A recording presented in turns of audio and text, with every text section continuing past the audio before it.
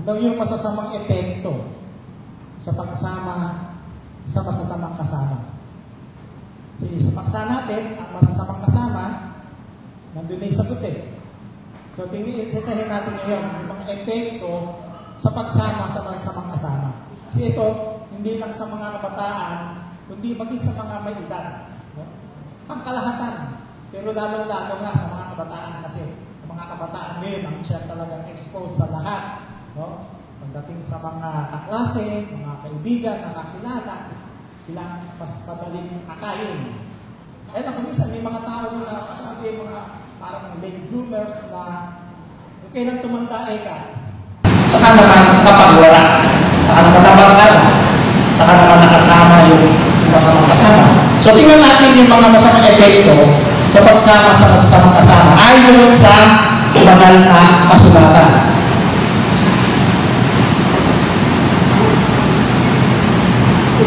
Okay, basa?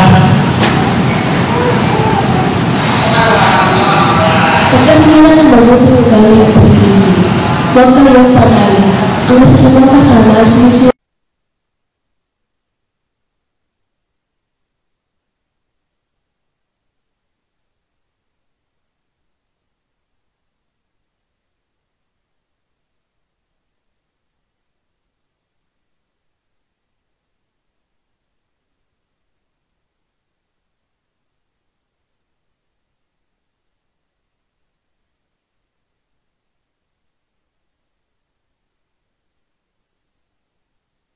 Dali maakay. Di ba kamisan gano'n? Yung patatry siyo, yung isang bagay, halimbawa, sigarilyo muna. Yung estudyante, high school, minsan kahit elementary, hindi nila yung sigarilyo na eh. Kung yayain ka, ay ano lang, hitit lang, subukan mo. Subukan mo naman. Hanggang sa hindi mo papansin, bandang muli, hindi na pala sigarilyo lang yung inaalok sa'yo. Iba na naman yung sigarilyo. Damo na. Marijuana na. Di ba? At hanggang sa mayaya ka pa, kung malululong ka na doon, masisira yung pag-aaral mo, hindi cutting classes, hindi ka na papasok.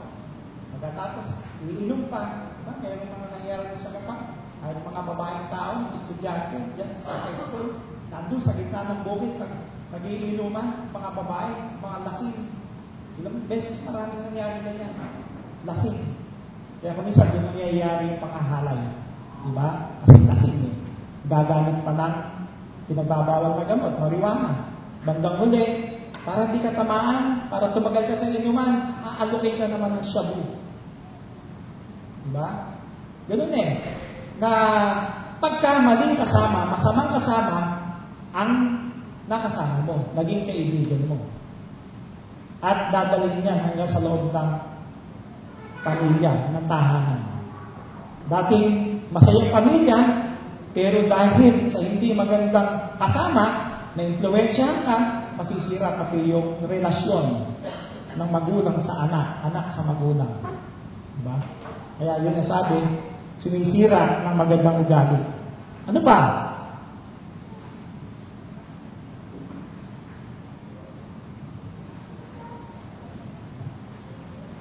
Masusuong sa gulo at kahirapan. Ang nakikisama sa mga sa may unawa ay magiging matalino, ngunit ang kasama ng mangmang ay masusuong sa gulo.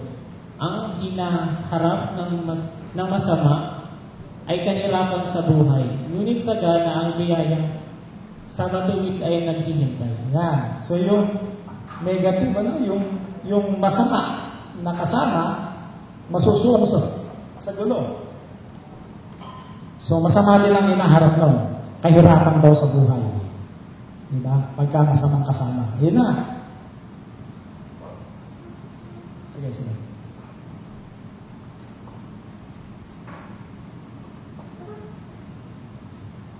No. So, ayun. So, masusuong daw sa gulo. At kahirapan. Ano ang nangyayari? Maraming ganyan sa mga balita. Naglang isang araw, yung napanood ko yun sa nahilig akong manood ngayon, yung mga dokumentary. Yung isang inaano ni Cara David. Nasira ang buhay dahil sa sugal. Dahil naakay ng masamang kaibigan. Milyones, 10 milyon, inubos. Isang gabi lang. Dati ko pumunta siya doon sa casino, nakakotse. Umuwi siya, nagko-commute na lang. Maraming ganun na nangyayari. Dahil, nainggan niya, naakay ng masamang kasama. Pero hanggang ngayon, hindi pa rin tumitigil. Kahit bawal na sa utang, 1 milyon na rin yung utang niya. Doon naman sa online game, tumigil sa pagpunta ng casino, meron namang online casino. Casino pa rin. So, patuloy pa rin siya. So, ano sabi? Ang hinaharap ng masama ay kahirapan sa buhay. Meron ding mga ganyan na dahil nalulong sa drugs, nauubos ang kasangkapan sa bahay. Meron ganyan. No? Ultimong rice cooker, ano mang ibebenta niya, ibebenta. Pati nga yung bubungan, yung yero, meron po akong na ganyan eh. Binakbak pati yung yero, maibenta, makabili lang ng drugs. Ganun. Dahil masamang kaibigan, masamang kasama, ang nakasama, ayun ang nangyari. Ano ba? It's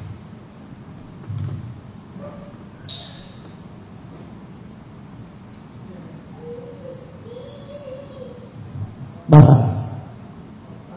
Huwag kang pagkaibigan sa taong magagalitin at sa mainiting tao ay huwag kang sasama. Baka matuto ng kanyang mga lakad at magtamo ng silo sa iyong kaluluwa. Yan. So yung daw makikisama sa magagalitin at mainiting tao. Bakit? Ang masamang epekto nun, matututo ng kanyang mga lakad. May impluwensya ka eh. Kung masama ang ginagawa nun, mainitin ang ulo. Napanood ka pa rin sa isang kumamintari, hindi karating din sa ito. Yung taga-Isabela, taga rito sa Nueva Ecija, nakulong siya habang buhay. Pero nakalaya rin 30 years dahil nagpakabuti. No? 30 years na nakulong. 34 years old siya nung makulong. 64 siya nung malabas sa bilangguan. Bakit? Kasalanan ba niya? Hindi. Kung bakit? Yung mga kaibigan niya, sumama siya. Punta doon sa Isabela. Nung pala, hindi niya alam, manguhold up yung mga kasama niya. Lumaban yung hinold up. Pinatay yung kasama niya, yung baril. Pinatay. Kasama siya rin. Wala siyang kamalit-malit, wala siyang kaalam-alam doon sa gagawin. Pero, andun na siya eh. Kasama siya nahuli eh. Kaya, kung yung ginawa ng kasama niya, pati siya napahamak. Kaya ang sabi, huwag kang pakisama dyan sa magagalitin, mainitin ang ulo. Kasi ipapahamak ka. Doon ang mangyayari. Kaya yun talagang kailangan maging open, eye-opener din yun sa mga kabataan, lalo sa mga anak natin, mga kabataan.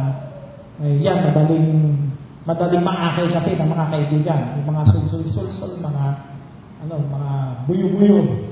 No? Yun ang kailangan talagang nababantayan din ng magulang. No? Sunod.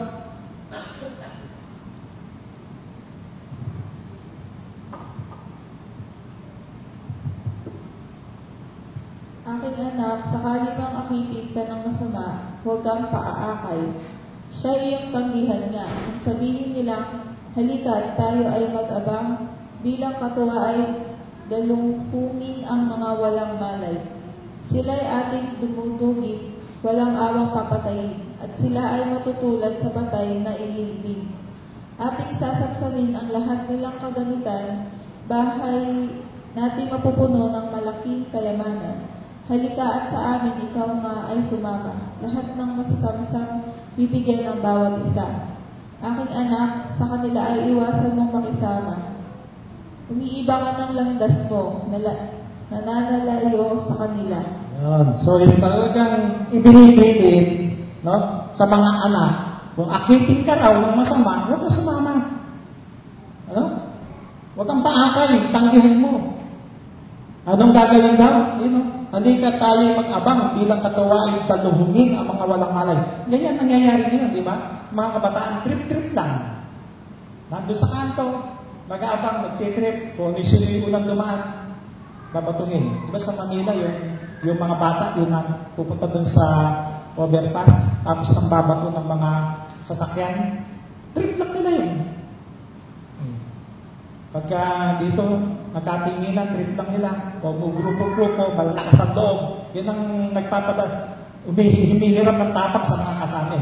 Pagka marami, humihiram ng tapak sa isa't isa. Kung masama yung kasama mo, talagang, pati ikaw, kasama, mapapahama. Kaya sabi, huwag ka rin paakay. No? Napanood ko rin minsan sa balita, mga 10 years old, 12 years old na mga bata nang hold up na eh. No? Kinold up yung babae, kinuha yung cellphone. May dala silang kutsilyo, ice pick. Mga bata yun, 10 to 12. Tapos takbuhan sila, nakita sa CCTV. Ganyan ang kabataan. Kaya, kung sa mga anak natin talagang nandoon, doble talaga ang pagpapayo, pagtingin ng mga magulang dapat, pagsubaybay ng mga magulang sa kanilang mga anak para hindi mapariwara yung kanilang mga anak. Ay, mga anak, sabi, tanggihan mo kapag niyayaya ka. Di ba? Yung mga kabataan.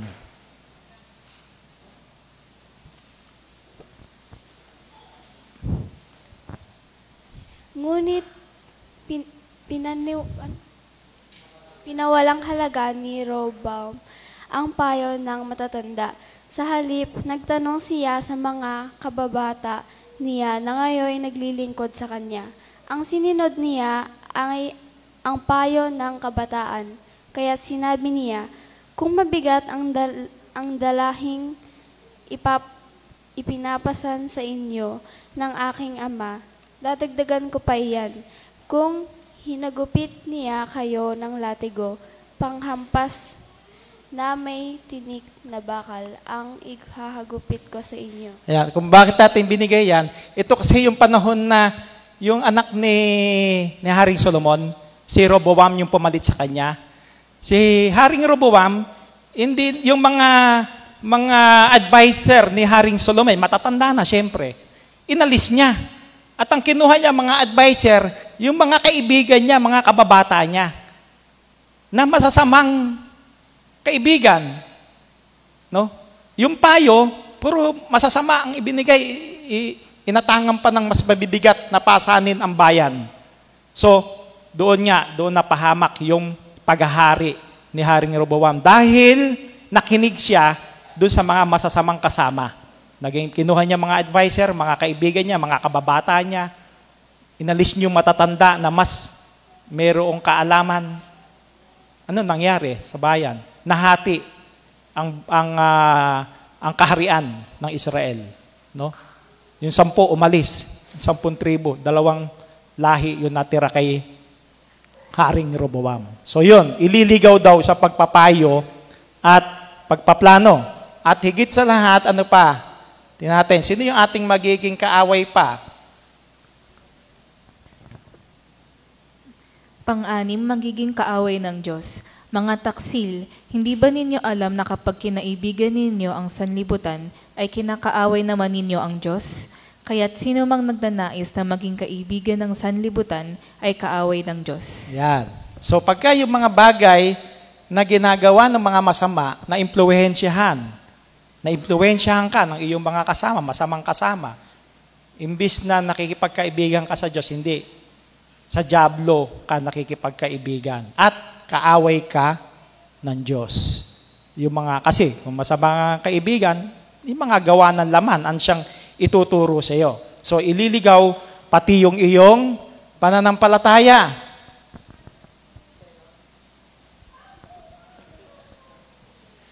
Kung sino man ay lalapitan ng kanyang kapatid, anak, asawa o matalik na kaibigan upang lihim na hikayating sumamba at maglingkod sa mga Diyos-Diyosan sa lupaing pupuntahan ninyo. Maging malapit o malayo, huwag ninyo silang pakikinggan. Ayan. So, pagdating sa pananampalataya, ganun din eh. Maaring mabait sa pakikisama, pero yung pagdating sa pananampalataya, yung higit na yun sa lahat na yun, baka maakay ka.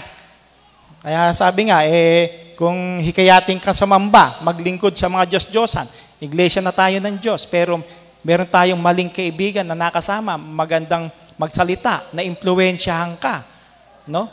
Dahil sa kanya mga mainam na pananalita, mabulaklak na pananalita, nadaya ang puso mo, nadaya pati pananampalataya mo. Di ba? So, yun, kaya nga sabi, talagang dapat na huwag pakinggan, no? Yung ganung mga bagay. Hindi, kaya doon yung kasabihan, ano yung sabi doon? If you cannot beat them, join them. Hindi pwede ano? Hindi pwede na, kasi natural lang, lahat tayo, meron tayong mga kasama, meron tayong mga kaibigan. So, kung nakikita mo, yung kasama mo, medyo nalilihis, pagpayuhan mo. Kung masasama ang itinuturo sa'yo, payuhan mo. Baka sakaling maagaw mo siya. Di ba? Sabi nga sa Banal na Kasulatan, agawin mo sila sa apoy. No? Kung nakita mo yung kaibigan, meron kang masamang kasama. Hanggat maaari, ikaw ang mag-impluensya sa kanya tungo sa kabutihan. Hindi yung ikaw ang ma-impluensyahan ng masama, gumawa ng masama. Hindi ba pwedeng, hindi mo makaya, masama ginagawa niya, hindi mo makaya, makikijoin ka na lang, makikiayong ka na lang, hindi pwede yon. No? So yun ang dapat, kung hindi mo kaya silang papagliwanagin, hindi mo kakayang paghiwalayin doon sa masamang gawa, ikaw nakusan lumayo, inuutos naman yon, hiwalayan mo sila. No? Hindi yung ikaw ang makikiayon sa kanilang masamang gawa. Ano pa? Yan ang bilin sa atin. Kaya nga magsialis kayo sa kanila at magsihiwalay kayo, sabi ng Panginoon. Huwag kayong magsihipo ng mga bagay na marumi at kayo'y aking tatanggapin. Yan. So magsihiwalay talaga. So biblical talagang sinasabi, talagang hiwalayan yung mga bagay na ganyan, yung mga makakasira ng iyong papahamak mo ng iyong pananampalataya. Sunod. Sino ang dapat natin piliing kasama at bakit? No? Ayun din sa Banal na Kasulatan kung sino ang dapat natin piliin. Kung merong hindi dapat maging kasama, ito naman ang dapat nating kasama.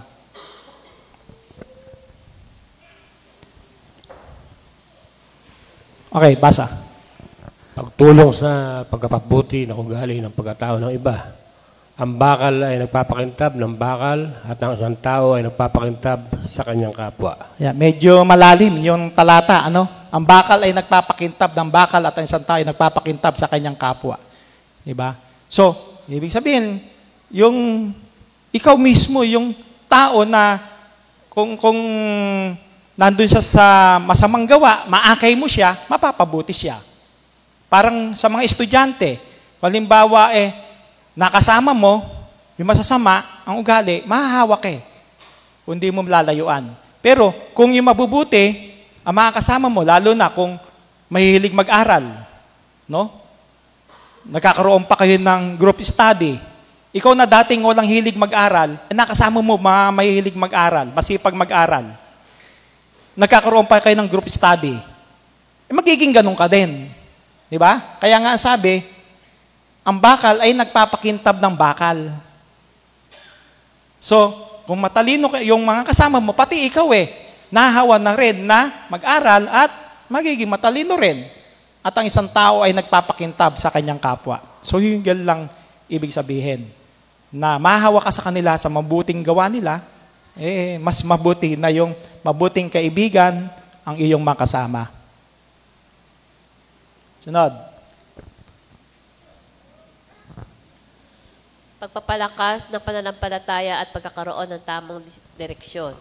At sikapin nating mapukaw ang damdamin ng bawat isa sa pag-ibig sa kapwa at sa paggawa ng mabuti. At huwag kaligtaan ang pagdalo sa ating mga pagtitipon gaya ng ginagawa ng ilan, kundi palakasin ang loob ng isa't isa, lalo na ngayon nakikita nating nalalapit na ang pagdating ng Panginoon. Ayan. Kung ang kasama mo hindi mabuti, haro ng pagsamba, aayain ka kung saan pupunta. Di ba? Hindi, napahamak ka pa. Kaliwanag naman ng sabi na huwag kaligtaan yung pagdalo sa ating mga pagtitipon. Kaya sabi, pagpapalakas ng pananampalataya at pagkakaroon ng tamang direksyon.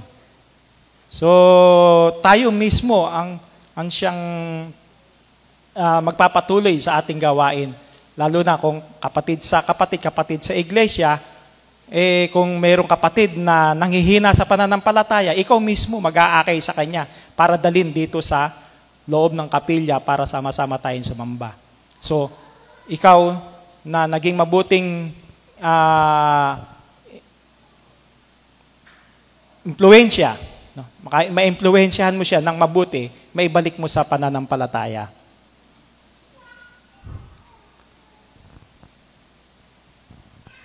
Magtatagumpay sa buhay.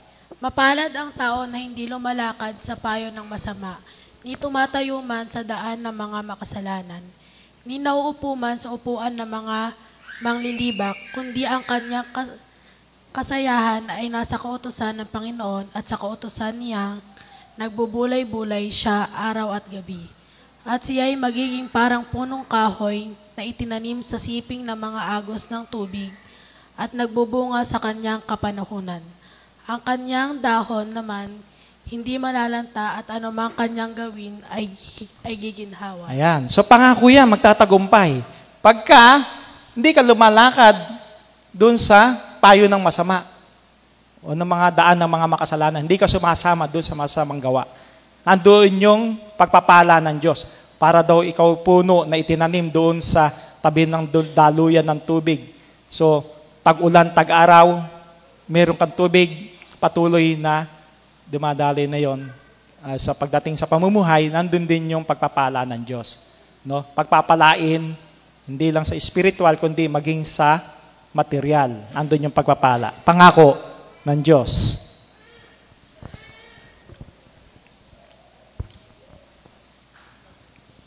Pagkakaroon ng tamang payo. Ang matuwid ay patnubay sa kaniyang kapwa, ngunit ang lakad ng masama ay nakapagpapaligaw. Yan. So, yung matuwid, patnubay sa kanyang kapwa. Pero yung masama, makapagpapaligaw. So, nandun ay comparison na talagang kinakailangan yung dun tayo sa matuwid. Ano? Dahil yan na magbibigay sa atin ng tamang payo. Kaya, lalo na nga kung dumarating sa mga kabiguan, may mga kabiguan tayong dinaranas, merong magtatayo sa iyo. Sa oras ng iyong mga kagipitan, sa oras ng iyong mga pagsubok, meron tutulong sa iyo. Kung mabuting kaibigan. Pero kung hindi, masama, naging kaibigan mo, itutulak ka pa niyan eh. Pababayaan ka pa niyan. Di ba? So, kinakailan talaga yung matuwid yung ating makuhang kaibigan. Makapagpapatibay ng pananampalataya ng iba. Dahil dito, kayo mga pangaralan at mga patibayan sa isa't isa sa inyo, gaya ng inyong ginagawa. Yan. So, yung mabuting kaibigan, mabuting kasama, magpapatibay ng ating pananampalataya. No? Kung meron niyang nagiging inactive, kung meron talagang kaibigan, mabuting kaibigan sa loob ng iglesia, no? Siyang tutulong siya para ikaw ay maging active ulit. Pero kung hindi, baka ikaw pa maakay, ano? Huwag mo na tayo sumamba. Yun ang hindi dapat. Sunod.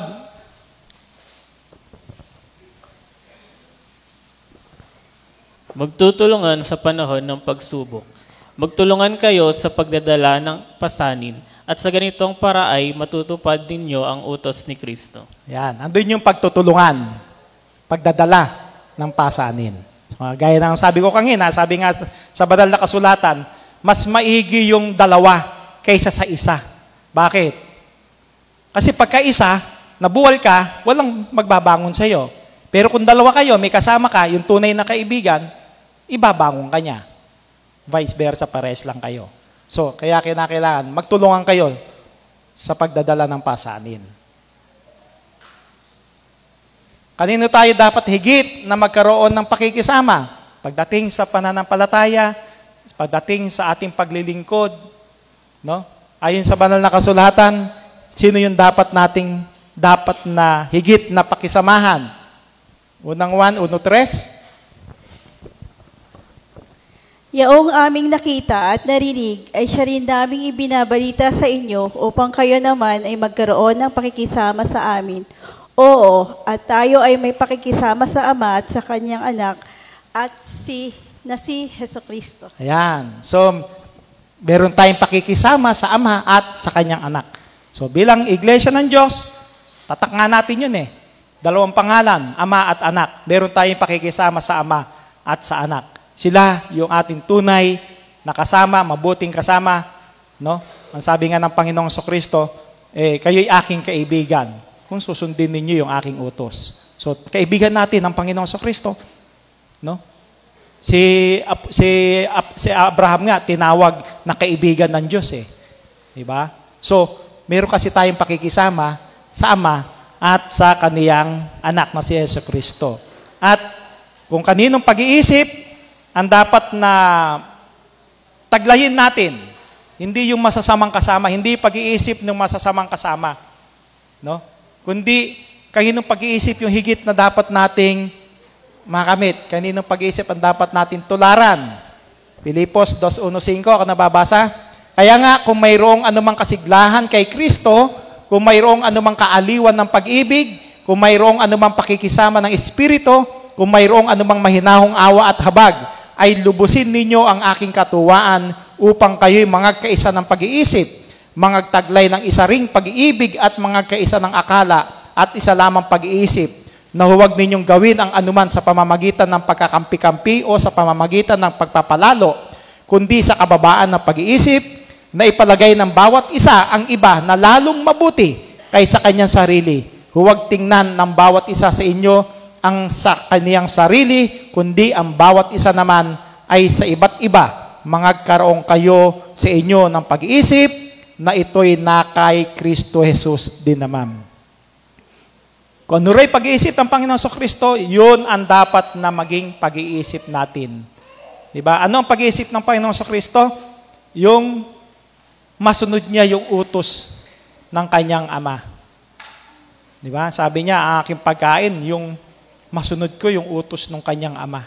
Ang pag-iisip ng Panginoong Jesucristo, matupad niya yon hanggang kamatayan. Yun ang kanyang ginawa. So yun din daw maging pag-iisip natin, na nagmasunurin ng Panginoong Jesucristo, nagpakababa, no? Puro kabutihan ang ginawa sa sanlibutan ito nung siya ay nasa katawan tao, gayon din naman tayo. Yung ang ating maging pag-iisip, patuloy na ating magawa ang ating tungkulin sa loob ng iglesia. Kaya yung mabubuting kasama, talagang nagbibigay ng maraming benepisyo na nakakatulong sa ating sa pag-unlad ng ating pananampalataya, maging sa ating buhay at sa ating ugali, no?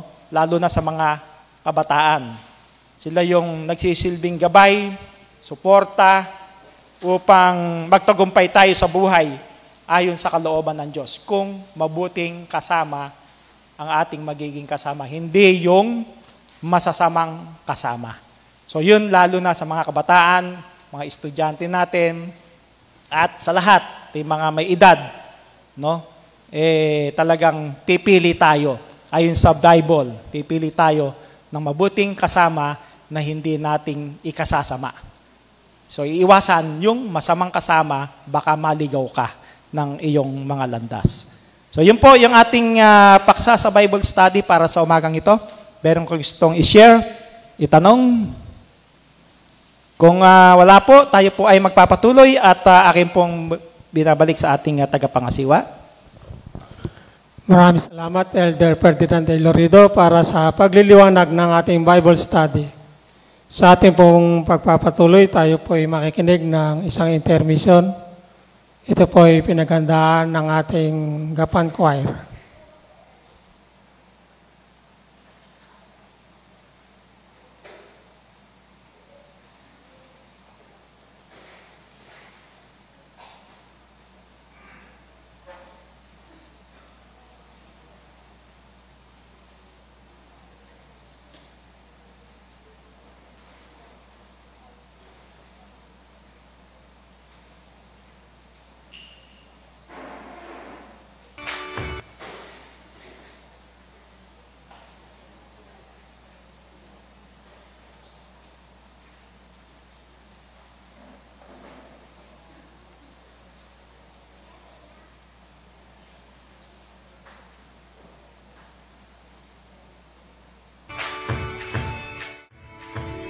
fills me full, my song will rise to you. Fill my heart, be filled, my song will rise to you. While there's breath in my lungs, I will praise you, Lord. In the dead of night, I lift my eyes to you. To the waters rise, I lift my eyes to you. While there's hope in this heart, I will praise you, Lord. The joy of the Lord is my strength. The joy of the